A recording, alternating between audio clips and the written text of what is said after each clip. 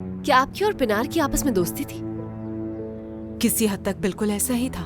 हमारी family member जैसी थी। तो गहरी दोस्त थी। कह सकते हैं। हाय अल्लाह, कितने अफसोस की बात है कि आपके घर में आपकी दोस्त की मौत हो गई। ये बताएं कि उसका स्टार साइन क्या था? क्या? ज़ोडिएक, मतलब आपने कहा ना आपकी फैमिली मेंबर थी, तो जानती होंगी कि बर्थडे कब आती थी उसकी। ये मुझे कैसे पता होगा? क्या उसे किसी से मोहब्बत थी? I don't know. ये कैसी दोस्ती है? आप तो उसके बारे में कुछ भी नहीं जानती हैं।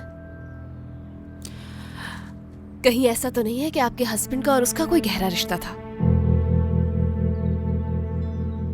एक मिनट, ये किस किस्म का सवाल है? इसमें गुस्सा करने की कोई बात नहीं। मैंने सोचा शायद अपने बयान में कुछ बताना भूल गई हूँ आप, बस इसीलिए। तुम्हारी हिम्मत कैसे हुई मेरे शौहर पर इतना घटिया इल्जाम लगाने की? जानती ही क्या हो उनके बारे में? इस बात को रहने दें। आपके हस्बैंड को आपसे बेहतर जानती हूँ मैं। वो जगह दिखाइए जहां से पिनार नीचे गिरी। सीमा,